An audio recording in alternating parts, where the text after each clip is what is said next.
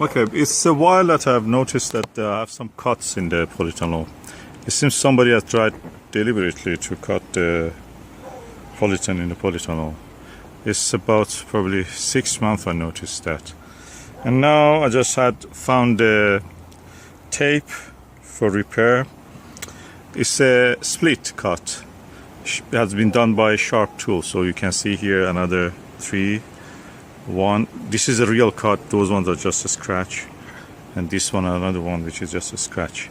I will do it from inside. I've done it from inside, and now this part is attached. I will do it from outside also. So I just now have attached from inside. I will do another layer here just to protect this part also, and then I will go the other side. Okay, now I have done one part of it. I will do another layer here, just to get sure that nothing else affects this. It's relatively easy, but you have to be careful. First attach this part, then keep it away and by hand stick it so there is no bubble or anything left behind. So what I'm doing now is that. Okay, now I have done this part. The question is that why we don't use sellotape for this.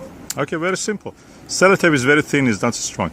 This tape that I'm using, and you can see it here, is the same material that this polyethylene plastic is made of. So practically they are strong.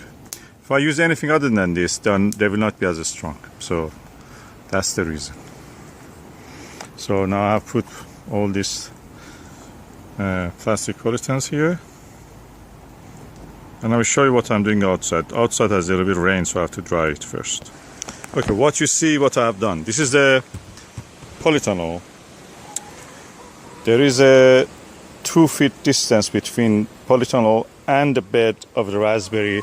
And again, between the bed of raspberry and the actual fence, which is here, as you can see, is about 50 centimeter, 1.5 foot distance. So in total is about 1.2 meters distance.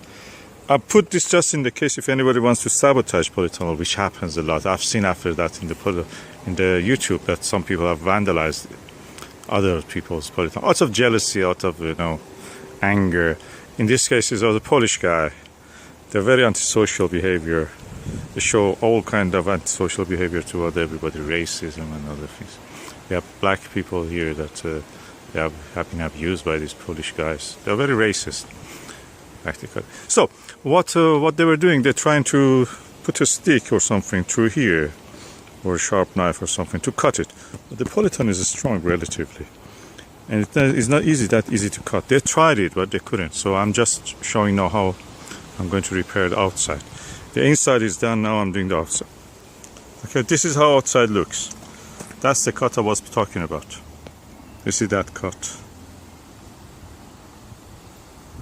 and other cuts here.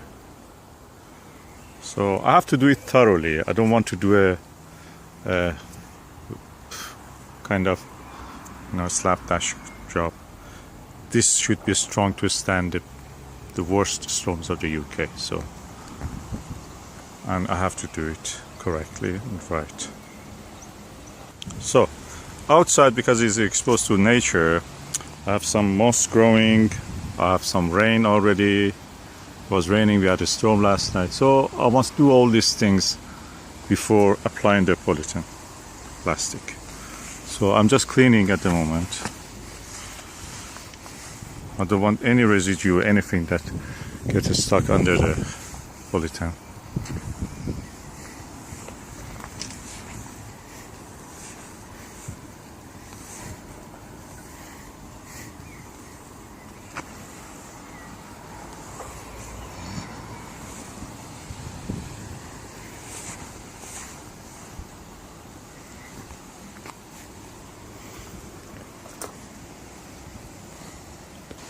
And because it was also slightly wet, I have to wait that it dries completely.